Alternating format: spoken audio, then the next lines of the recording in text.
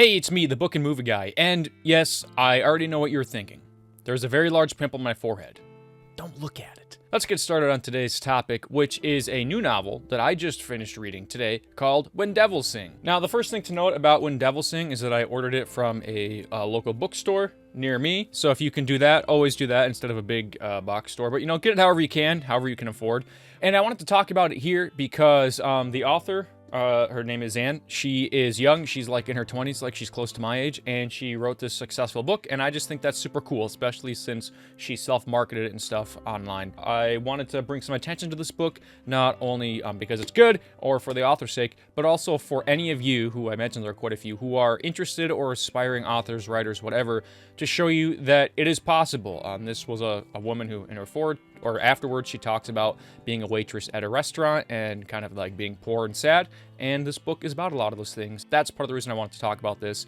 I don't normally do like book reviews or movie reviews or things like that, and that's not what this is going to be. I just wanted to shed some light on this book and talk about some things that were on my mind after reading it. So another reason I wanted to talk about When Devils Sing is because it's the first good book I've read in a while. And by in a while, I mean like the past month. And not to say that new good books aren't coming out, but just the past few things I've had to personally read were not very good. Part of this is due to a book club that I'm in at my public library with a bunch of very nice, sweet old ladies. I am the only man. Most of the people there are in their 60s. So no hate, love those ladies. We get along super well.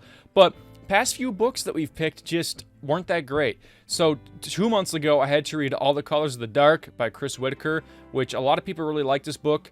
I personally did not, for a variety of reasons I'll get into later. And then the book you read this month was this one, called Black and Blue, which I believe was self-published by an author from my state of Minnesota. Minnesota! And this book was also not very good, for reasons I'll get into a little bit later. So, When Devils Sing was kind of like a breath of fresh air for me, and I really enjoyed it. And maybe it's just because the things I'd been reading around it were so shitty. Part of it also is that it's a genre I love, horror, but it's also got a little bit more going on than that. Positive things about this book are the atmosphere. Like, this is a wonderful summer read, which is another reason I want to bring it up. It's set in Georgia. Georgia. So many great descriptions of the heat and the clouds and storms and trees, cicadas. AMC sound department. Knock it off with the cicadas or crickets or whatever's going on.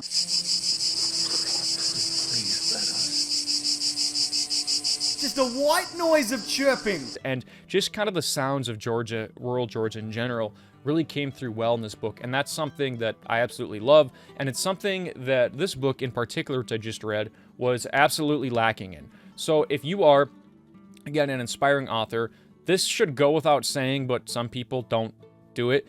Really invest time in making your setting and world feel lived in. I think that was the best thing that I can say about When Devils Sing, is that the setting felt very real and very lived in. This book is set in a place I know decently well, Minneapolis, and it did not feel like a real place at all. It did not feel lived in.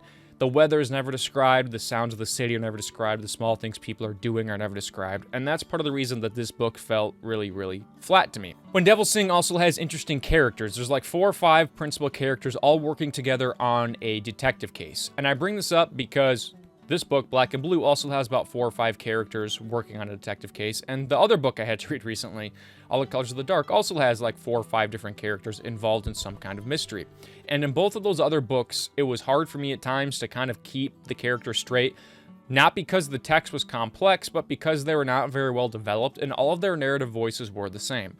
And one of the areas where Devils Sing excels at is through the narrative voice of each individual character. The main leads all stand apart, and it takes, I don't know, 50, 60 pages to really start figuring out who they all are and their connections, just like it does in any book. But I didn't have any difficulty actually keeping track of the characters, what they knew and what they were up to, which was the case in this book, because the characters were so poorly developed and drawn out. My only criticisms of When Devils Sing is I wish it were longer. Like, I think there could have been an extra probably at least 100 pages dedicated to this, the setting and the characters. And in the future, I would like to see this author spend more time diving into smaller moments and really expanding on her worlds and her characters. And some of the thematics are not particularly subtle. I don't know how subtle they're supposed to be. I don't think very subtle at all. But at times, I was just sort of like, okay, I get it. This is a little much, a little on the nose, but hey, it was still a fun read. Another reason I like this book in contrast to the other two I've already mentioned is that it has something to say without just like outright stating it through dialogue or something, or narration. A little bit more information on this book. This is also a horrible cover, by the way. If you're trying to self-publish, you're an inspiring author, I'd really not recommend using photograph covers because it makes your book look cheap. And then also on the back, the synopsis says, "What uniform did the killer wear?" And it's wear spelt W-H-E-R-E. Anyway, I'm getting off track. Point is, this book tries to have a lot to say about like policing and racial disparity and life in the city, and it's set in Minneapolis during the George Floyd protests and COVID, so really interesting setting that it says pretty much nothing with. And when the characters do try to speak to political or social issues, or the authors try to convey his theme, it's often just characters literally sitting down and stating the theme. Whereas Where Devils Sing uses a pretty, again, a little heavy-handed action metaphor for the thematics that it's trying to get to involving the American dream and capitalism, which I won't get into here because I don't want to spoil the book, but it's much more interesting than, well, this book. And one of the big themes of this novel is basically the idea that capitalism stands in the way of the American dream. Now, I'm sure a lot of people will say that capitalism is the American dream, that there is no American dream or success, especially for immigrants, without capitalism.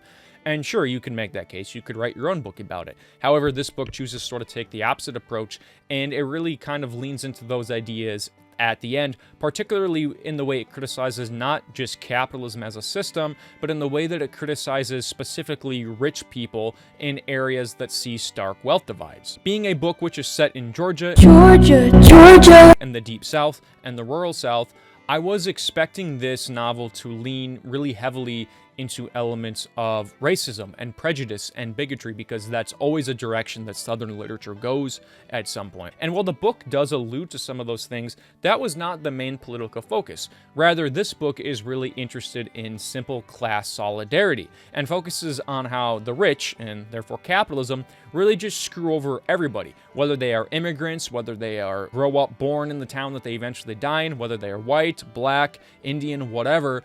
This novel focuses just on class solidarity and critiquing capitalism through that lens, which is something that I enjoy, because while that's often an element of these kinds of texts, it's rarely the focus, and this book made it the focus. There's also a wonderful and horrific climax in this novel that is full of great horror imagery, and it's set during the 4th of July. I personally love when books or movies have like the main action or big event going on outside of like a holiday of some kind. Season 3 of Stranger Things does this really well, with the climax of that also taking place on the 4th of July. So if you like Stranger Things and the mystery of the small rural town and kids getting to the bottom of something weird and heinous, you're also going to like this book. The use of the 4th of July is not just like a convenient way to add some cool vibes to the story, it's also part of the novel's wider critique of the American dream. And that as the rich characters in the novel are doing their horrible, horrific ritual sacrifice things that the novel builds its premise on, we have a large capitalist celebration of the 4th of July going on, which is mostly dedicated to money and not at all focused on a celebration of the nation's history or the values which are supposed to unite us. Special thanks to our sponsor, UFC. This isn't like me criticizing the author or a criticism of the text. Like, this is the criticism that the text is making in its meta-commentary, and I find it really interesting and enjoyable, especially given the novel's like diverse set of characters who come from different backgrounds and experiences. One of the other small critiques I do have, though, of this is that it doesn't offer any kind of real solution to some of these wider capitalist or cultural issues. Not that it necessarily has to, but I just think that's another way some depth could be added to this text by exploring, like, here are the problems in rural towns. There's some really rich people separated by some really poor people, which we all know, but like, how do you close that divide out of just like setting all the rich people on fire? Which But overall, I do think this book is a pretty good addition to the Southern Gothic, literature tradition. It's got all the staples of good Southern literature that you're likely to enjoy. A use of folklore, mixing of horror, some racial elements, some deep family history and secrets, there being a huge wealth divide, and a big difference between the haves and the have-nots, as well as the haves kind of propping up their own status and industry as a way of making the South look better than it often is, coupled with a lot of sympathy for the working class and rural poor, which you'll find in the works of, say, like William Faulkner. So I know that this isn't my normal type of video, and I'm definitely not going to be leaning more towards videos like this, but I just thought it'd be kind of a fun way to switch things up, and also recommend some new horror to a lot of you guys who I know know are horror fans, and maybe give some advice to some of you who are aspiring or self-published authors, and give you something else to maybe check out as a summer read. So if you haven't read it already, please go give When Devils Sing a chance. I highly recommend it, and I enjoyed it a lot. So, yeah, okay, thanks. I'm gonna go try to get rid of this pimple now. See ya.